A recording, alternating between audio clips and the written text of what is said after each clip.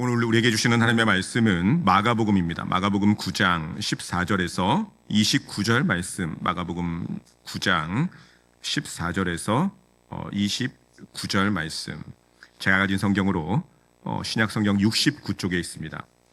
오늘 본문을 통해서 해결되지 않는 문제 앞에서라는 제목으로 하나님의 말씀을 전하도록 하겠습니다. 여러분, 우리가 살면서 저는 이 문제 중에 이 두 종류의 문제가 있다고 생각을 합니다. 조금 노력하면 해결되는 문제가 있죠. 그런데 이 문제는 시간이 지나면서 자연스럽게 풀리는 문제입니다. 그런데 아무리 애를 써도 해결되지 않는 문제가 있습니다. 병원도 가보았고 좋다는 방법도 다 해봤습니다.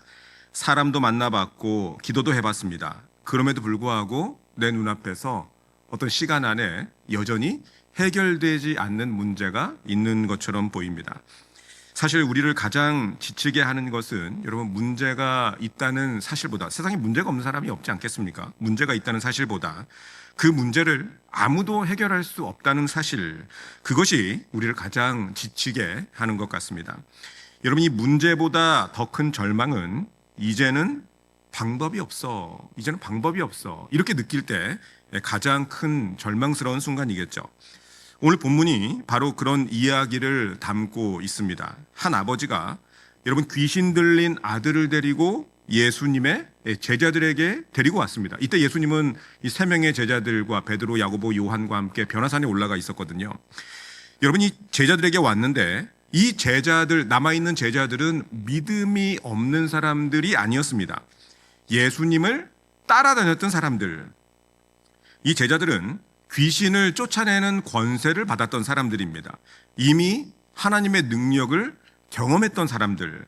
그런데 오늘 본문을 보니까 성경은 18절에서 그들이 능히 하지 못하더이다. 예수님이 내려왔을 때 그들이 능히 하지 못하더이다, 이렇게 말씀합니다. 여러분, 제자들이 귀신을 쫓아내지 못했다는 말이죠. 저는 이 말씀이 오늘 우리 시대를 그대로 보여주는 말씀처럼 느껴졌습니다.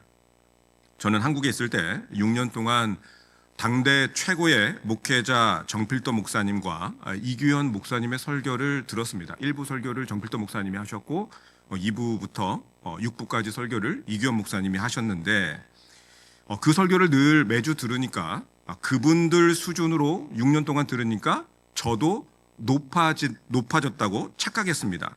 실제는 전혀 아닌데 내가 듣는 설교의 수준과 내 수준이 같다고 생각을 했지만 지나놓고 보니까 언제나 항상 그런 간격이 있었습니다. 차이가 있었던 것이죠. 예수님이 병자를 치유하고 귀신 쫓아내는 것을 제자로서 옆에서 봤다고 해서 예수님의 그 능력이 항상 제자들에게 남아 있었던 것은 아니라는 것이죠. 주님과 연결되어 있을 때는 능력이 나타나지만 주님을 의지하지 않으면 아무리 제자라 할지라도 능히 하지 못하더이다. 능히 하지 못하는 순간을 만나게 되더라는 것입니다. 여러분, 세상이 아무리 발전을 했어도 해결되지 않는 문제는 너무나 많이 있습니다. 지금 2000년 전보다 의학 기술이 너무너무 발전했죠. 1900년, 불과 이 120년 전만 해도 여러분, 평균 수명이 몇 살인 줄 아십니까? 평균 수명 32살. 저는 벌써 천국 갔습니다. 이때 평균 수명이 32살이었기 때문에 120년 전에 평균 수명이 32세였다고 합니다. 지금은 전 세계 평균 수명이 73세. 또한 정보도 넘쳐납니다. 세계 인구의 74%, 이 60억 명이 지금 인터넷을 사용하고 있고, 이 60억 명 가운데 하루에 2,100억 개 이상의 이메일을 주고받고 있고, 현대인의 하루 정보량이 20세기 초 세계인의 평생 정보량과 맞먹을 정도라고 합니다. 하루 정보량이. 기술도 발전했는데 여러분, 2025년도 기준으로 전 세계 스마트폰 가입 수는 약 73억 건, 전 세계 53억 명 이상이 모바일을 사용을 하고 있다고 합니다. 이제 손바닥만한 이 기계로 길을 찾고 또 돈을 보내고 영상을 보고 먼 나라 사람들과 실시간으로 대화하는 그러한 시대를 우리가 맞이했습니다. 그럼에도 불구하고 여전히 해결하지 못하는 문제가 남아있다는 것이죠. 가정의 문제도 여전히 남아있고 자녀의 문제는 여전히 부모님의 눈물을 흘리게 합니다. 마음의 상처, 약으로도 치료가 되지 않습니다. 특히 우리의 죄와 이 절망, 이것은 인간의 힘으로 절대로 해결할 수가 없는 것이죠. 오늘 본문도 마찬가지입니다. 귀신 들린 아들을 이미 귀신 쫓을 능력을 받았던 제자들에게 데리고 왔는데 그 제자들이 고치지 못했다는 것이죠. 그의 아버지, 이 아들의 아버지도 아무것도 할 수가 없었습니다. 서기관들은 논쟁만 하고 있었고 주변 사람들은 구경만 하고 있었습니다. 문제가 있는데 이 문제를 해결할 수 있는 사람이 아무도 없었다는 것이죠. 바로 그때 예수님께서 변화산에서 내려오셨습니다. 예수님은 여러분 영광의 산에 머물지 않으시고 실패한 제자들이 있는 자리로 내려오셨습니다. 눈물 흘리는 아버지가 있는 자리, 귀신에게 짓밟힌 아이가 있는 그 자리로 예수님께서 내려오신 것이죠. 여러분 성경을 보면 예수님은 언제나 이 절망에 빠진 사람들을 외면하지 않으셨습니다. 사실 우리는 누가 눈물을 흘리거나 이렇게 가만히 봤을 때 안색이 안 좋다, 기분이 나쁜 것처럼 느껴진다, 그러면 그 사람을 피하지 않습니까? 사실 뭐 웃고 있는 사람들, 기뻐하는 사람, 마음이 평안해 보이는 그 사람 옆에 앉고 싶지, 이 울고 있는 사람이거나 안색이 안 좋은 사람 그 옆자리 가고 싶지는 않습니다. 그런데 주님은 이 죄인의 자리, 병든 사람이 있는 자리, 또 죽은 나사로의 무덤까지 주님이 찾아가셨죠. 본문에서 주님은 해결되지 않는 문제 앞에서 무너져 있는 한 가정, 그 가정 앞으로 찾아오셨습니다. 여러분 이것이 저는 복음이라고 생각합니다. 복음은 우리가 예수님께 올라가는 이야기가 아닙니다. 예수님께서 우리의 절망 속으로 내려오신 이야기, 그것이 복음인 것이죠. 그래서 주님은 단 한마디로 웅성웅성대고 있는 그 사람들에게 한마디 말씀을 하십니다. 그를 내게로 데려오라. 그를 내게로 데려오라. 어쩌면 오늘 이 자리에 나온 우리도 능히 하지 못하더이다 라는 문제 하나씩은 갖고 있을지 모릅니다. 내 힘으로도 안 되고 다른 사람의 도움으로도 안 되고 오랜 시간이 지났음에도 불구하고 해결되지 않는 문제. 그런데 오늘 주님은 우리에게도 동일하게 말씀하고 계시죠. 그를 내게로 데려오라. 그 문제를 내게로 가져오라. 오늘 이 말씀이 저와 여러분들에게, 우리 가정에게, 또 우리 자녀에게, 우리 인생에 하나님의 소망이 되는 그러한 음성이 되시기를 축원합니다. 본문이 주시는 첫 번째 메시지는 예수님은 문제 해결에 앞서서 먼저 마음과 믿음을 회복시켰다는 것이죠. 문제 해결에 앞서서 마음과 믿음을 회복시키셨다.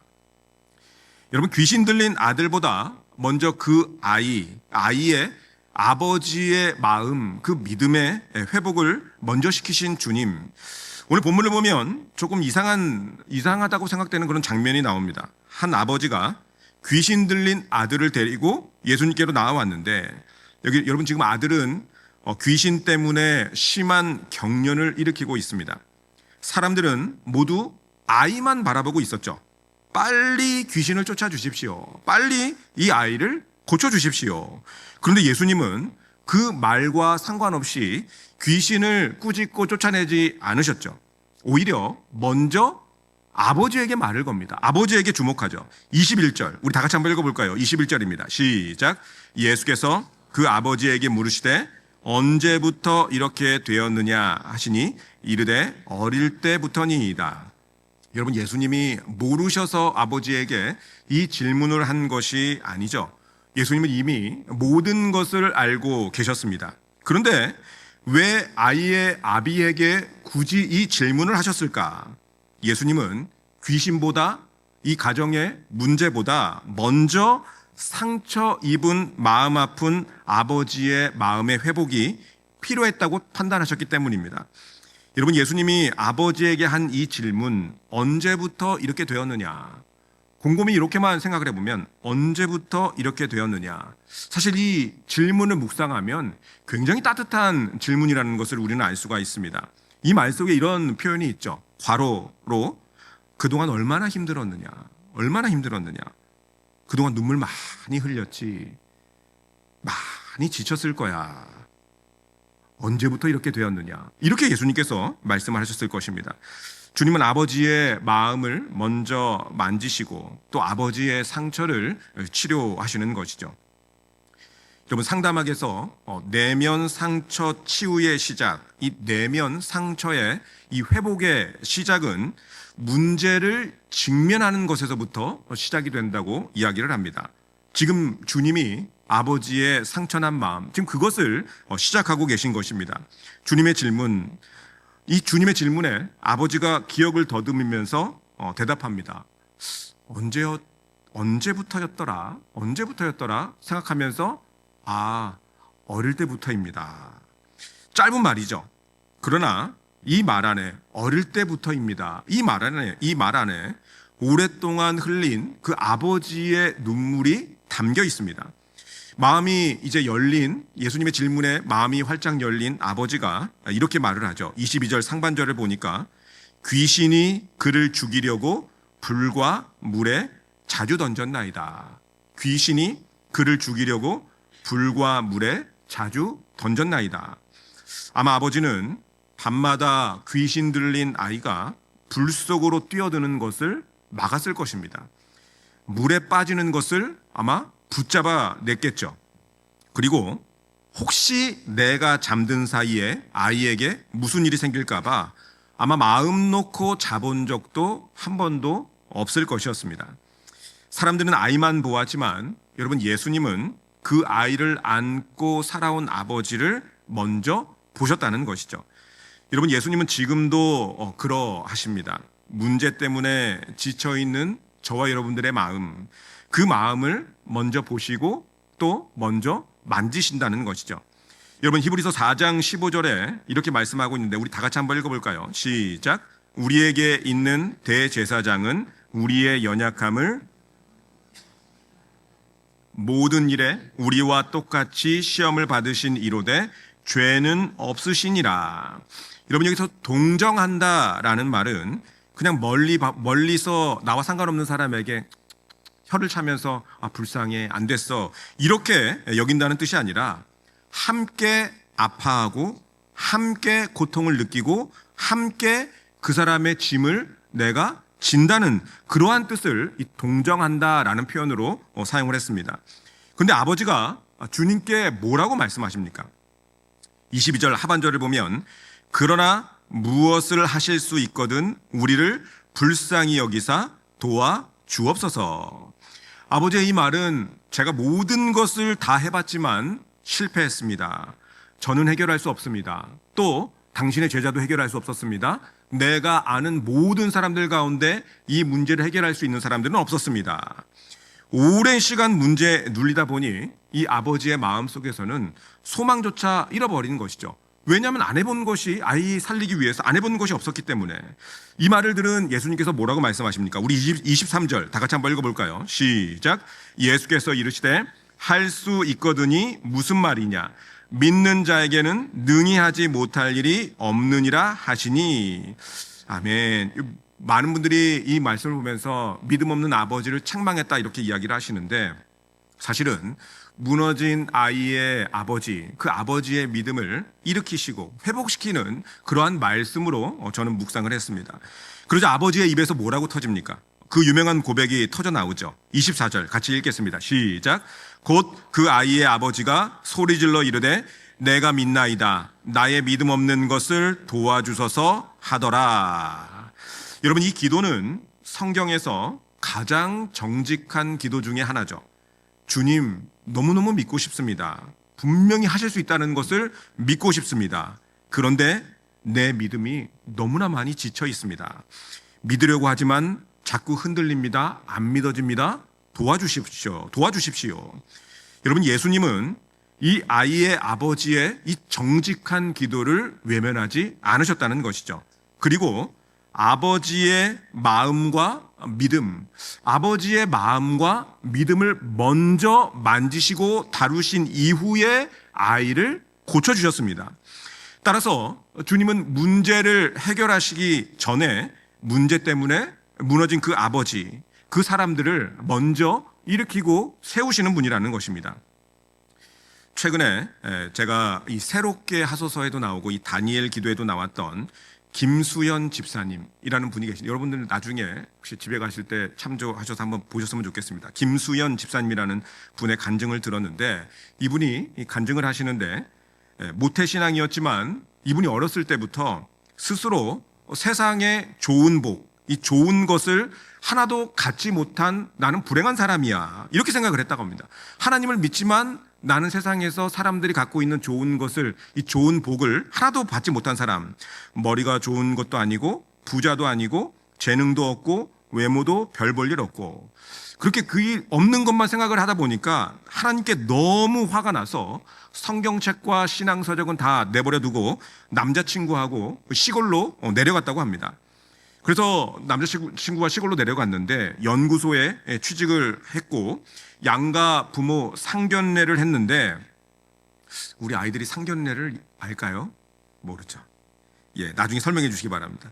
상견례 그 다음날 연구소 소독을 하는 가운데 순도 높은 알코올, 여러분 순도 높은 알코올이 이 김수현 씨 몸에 쏟아졌고, 옷에 정전기 스파크로 바로 이 불이 나서 온몸에 3도 화상을 입게 되었다고 합니다. 그 이후에 불에 탄 살을 긁어내고 소독을 하고, 너무 아파서 이분이 짐승 소리를 내면서 울고, 그러다가 심정지가 오면 다시 CPR을 하고, 긁어내고 소리 지르고 울고 심정지 CPR, 계속해서 이것을 반복했다고 합니다. 본인이 등지고 떠난 하나님께 드디어 다시 절박하게 하나님을 찾게 되었다고 이야기를 합니다. 의식이 몽롱한 상태에서 이분이 하나님, 저 좀 만나주세요. 저 너무 아파요. 저 좀 만나주세요. 저 너무 아파요. 이렇게 부르짖을 때 하나님의 따뜻한 음성이 들려왔는데, 이렇게 표현합니다. 내용은 따뜻하지 않은데 하나님의 따뜻한 음성이라고. 어떤 음성이 들렸냐면 교만하지 말라. 근데 이 말의 의미에 대해서 집사님이 설명하기를, 그 당시 하나님의 따뜻한 음성, 이 교만하지 말라가 어떤 의미였냐면 나와 멀어지려고 하지 말라, 나와 떨어지려는 교만을 멈추고 내게로 돌아오라, 돌이켜라, 이 뜻이었다고 설명을 합니다. 그러던 중에 이것을 계속 반복하다 보니까 나중에는 항생제 내성이 생겨서 감염을 걱정한 의료진이 이 집사님을 격리 중환자실, 그냥 중환자실도 아니고 격리 중환자실로 옮겼고, 정말 인적이 드문 그런 격리 중환자실에서 너무 아파서 이렇게 이야기를 했다고 합니다. 이제는 복을 주시는 게 아니라 저한테 이런 고통을 주시는 이유가 도대체 어떤 거예요? 제가 뭘 잘못했나요? 하나님께 이렇게 소리를 지르면서 따졌다고 합니다. 그런데 주님이 그 기도에 뭐라고 말씀하셨냐면, 사랑한다 딸아, 괜찮아, 내가 내 곁에 있어. 사랑한다 딸아, 괜찮아, 내가 내 곁에 있어. 그러면서 계속 격려를 해주고 함께 계셨다, 이렇게 고백을 합니다. 그러면서 나중에 이렇게 고백을 합니다. 몸이 다치지 않았을 땐 멀게만 느껴졌던 하나님이 혼자만 남겨져 있었던 일반 중환자실에서도, 떨어져 있었던 격리 중환자실에서 하나님이 저를 만나러 그곳까지 와 주셨더라고요, 이렇게 설명을 합니다. 여러분이 김수현 씨의 간증을 봐도 문제보다 먼저 마음을 만지시고 믿음을 회복시킨 하나님, 이분이 지금은 아들 낳고 너무너무 잘 살고 있습니다. 여러분, 때로 우리의 마음과 믿음도 지쳐 있을 때가 있지 않습니까? 오랫동안 기도했지만 응답이 없어서 낙심할 때도 있습니다. 김수현 자매처럼 정말 큰 어려움을 당할 때도 있습니다. 그런데 하나님께서는 그 순간 우리의 부르짖는 기도, 그 정직한 기도를 들으시고 먼저 무너진 저와 여러분들의 마음과 믿음을 회복시켜 주실 줄로 믿습니다. 두 번째 주시는 메시지는 하나님은 실패도 이 성장의 과정으로 사용하신다는 것입니다. 우리 25절부터 27절까지 다시 한번 읽어보도록 하겠습니다. 25절부터 27절까지입니다. 시작. 예수께서 무리가 달려와 모이는 것을 보시고 그 더러운 귀신을 꾸짖어 이르시되 말 못하고 못 듣는 귀신아 내가 내게 명하노니 그 아이에게서 나오고 다시 들어가지 말라 하시매 귀신이 소리 지르며 아이로 심히 경련을 일으키게 하고 나가니 그 아이가 죽은 것 같이 되어 많은 사람이 말하기를 죽었다 하나 예수께서 그 손을 잡아 일으키시니 이에 일어서니라. 아멘. 여러분, 아버지의 무너진 마음을 먼저 회복시키신 후에 비로소 주님은 귀신을 내쫓으신 것이죠. 문제를 해결해 주셨습니다. 그런데 아이가 고침받은 후에 사람들의 관심은 다시 제자들에게 향했을 것입니다. 고침받은 이후에 제자들에게 향했겠죠. 왜 제자들은 고치지 못했을까? 왜 귀신을 쫓아내지 못했을까? 예전에 분명히 제자들은 귀신도 쫓아냈고 병도 고쳤는데 왜 이번에는 실패했을까? 여러분, 사실 이 순간 가장 부끄러웠던 사람들은 아마 제자들이었을 것입니다. 수많은 사람들 앞에서 이 쪽팔림을 당한 거죠. 실패했습니다. 서기관들은 그 틈을 놓치지 않고 제자들이 귀신을 쫓아내지 못한 것에 대해서 변론했을 것이다. 이렇게 주석가들이 주석을 달아놨습니다. 서기관들이 논쟁을 했던 것은, 토론한 것은 제자들이 왜 귀신을 쫓아내지 못했나. 사람들은 제자들을 바라보면서 굉장히 실망을 했을 것입니다. 제자들 자신들도 큰 충격에 빠졌겠죠. 분명히 얼마 전까지만 해도 내가 예수 그리스도의 이름으로 명했을 때 귀신이 떠나갔었는데 오늘은 왜 예수님의 이름으로 명해도 귀신이 쫓아 떠나지 않았을까? 여러분, 마가복음 6장 7절에 보면 이런 말씀이 있습니다. 12 제자를 부르사 둘씩 보내시며 더러운 귀신을 제어하는 권능을 주시고, 이미 권능을 주셨죠. 그리고 제자들의 사역의 결과 6장 12절 13절에 이렇게 말씀합니다.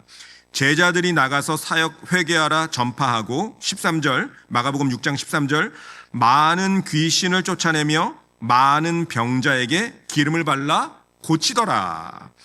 분명히 이전에 제자들은 귀신도 쫓아냈고 병도 고쳤죠. 오늘 9장 말씀이니까 6장에서 이미 귀신도 쫓아냈고 병도 고쳤던 제자들이었습니다. 그런데 지금은, 오늘은 그렇게 할 수가 없었죠. 그래서 제자들이 너무나 신기해서 고민 끝에 예수님께 이렇게 질문합니다. 28절 다 같이 한번 읽어볼까요? 시작. 집에 들어가심에 제자들이 조용히 묻자오되 우리는 어찌하여 능히 그 귀신을 쫓아내지 못하였나이까? 여러분, 이 질문에 예수님께서 뭐라고 말씀하십니까? 29절 다 같이 한번 읽어보겠습니다. 시작. 이르시되 기도 외에 다른 것으로는 이런 종류가 나갈 수 없느니라 하시니라. 여러분, 제자들은 과거에 이미 귀신을 쫓아낸 그런 경험이 있었지만, 그런데 어느 순간 자신들도 모르게 과거의 경험에 익숙해졌습니다. 예전에도 했으니까 이번에도 할 수 있겠지. 주님이 하셨으니까 늘 주님이 하시는 것이 병 고치고 귀신 들리고 고치는 것, 연약한 고치는 것, 나도 이 정도는 할 수 있겠지. 그러나 여러분, 하나님의 일은 어제 받은 은혜로 하는 것이 아니죠. 주님이 하는 것을 봤다고 해서 그 능력이 나에게도 있는 것은 아니라는 것입니다. 부모님의 믿음이 좋다고 해서 자녀의 믿음이 좋다는 것도 아니죠. 좋은 설교를 많이 들었다고 해서 그 수준이 내 수준이 아닌 것입니다. 기도와 믿음은 언제나 지금 현재의 내 믿음, 내 기도가 중요합니다. 따라서 우리는 오늘도 지금도 하나님을 의지해야 된다는 것입니다. 여러분, 하나님께서 광야에서 이스라엘 백성들에게 만나를 주실 때 얼마만큼 만나를 주셨습니까? 출애굽기 16장 19절 20절 말씀을 보면 모세가 그들에게 이르기를 아무든지 아침까지 그것을 남겨두지 말라 하였으나 그들이 모세에게 순종하지 아니하고 더러는 아침까지 두었더니 벌레가 생기고 냄새가 난지라 모세가 그들에게 노하니라. 여러분, 하나님이 만나를 하루치씩만 주셨다는 것이죠. 우리가 생각할 때 그냥 한 달치 주고 그냥 그 다음에 한 달 쉬었다가 그 다음에 또 주시면 될 것 같은데 하루치씩만 만나를 주셨습니다. 그 이유는 어제 받은 만나로 오늘을 살아갈 수 없도록 하시기 위해서죠. 하나님께서는 매일매일 하나님을 의지하는 삶을 우리들에게 가르치고 싶으셨던 것입니다. 그래서 5만 번 기도 응답을 받은 이 조지 뮬러가 이렇게 말했습니다. 나는 어제의 기도로 오늘을 살 수 없다. 나는 어제의 기도로 오늘을 살 수 없다. 하나님은 매일매일 하나님을 의지하는 방법을 저와 여러분들에게 가르쳐 주셨다는 것이죠. 그래서 우리가 매일 기도하는 것 아니겠습니까? 본문의 제자들도 마찬가지였다는 것입니다. 어제 귀신을 쫓아냈다고 해서, 과거에 귀신을 쫓아냈다고 해서 오늘 자동으로, 내일 자동으로 귀신을 쫓아낼 수 있는 것이 아니죠. 하나님의 일은 과거의 경험으로 하는 것이 아니라 오늘도 지금도 하나님을 의지하는 바로 그 사람을 통해서 일이 된다는 것입니다. 예수님이 요한복음 15장 5절에 이렇게 말씀하셨습니다. 나는 포도나무요 너희는 가지라. 그가 내 안에 내가 그 안에 거하면 사람이 열매를 많이 맺나니 나를 떠나서는 너희가 아무것도 할 수 없음이라. 가지가 어제 붙어 있다고 해서 오늘도 그 가지가 열매를 맺는 것이 아니라는 것입니다. 오늘도 포도나무에 붙어 있어야지만이 그 가지에 열매를 맺게 되는 것이죠.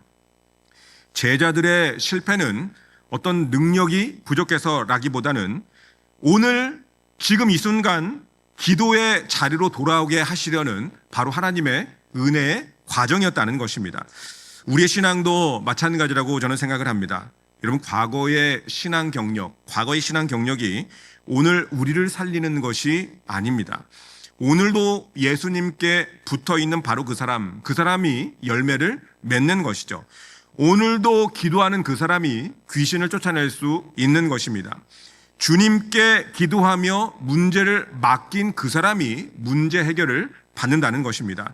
이런 말씀을 맺도록 하겠습니다. 첫 번째, 예수님은 우리의 문제보다 먼저 우리의 마음과 믿음을 회복시킨다는 것입니다. 주님은 해결되지 않는 문제 앞에서 지친 우리의 마음과 지친 우리의 믿음을 보시고 우리의 작은 믿음, 정직한 기도도 받아들여 주시면서 먼저 우리의 마음을 새롭게 회복, 또 우리의 믿음도 다시금 일으켜 주시는 분이십니다.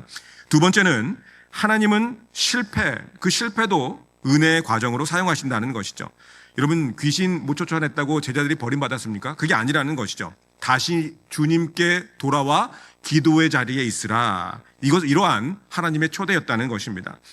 따라서 저와 여러분들도 항상 오늘 지금 하나님께 기도하며 의지함으로써 하나님의 은혜를 누릴 수 있는 저와 여러분들이 되시기를 주님의 이름으로 축원합니다.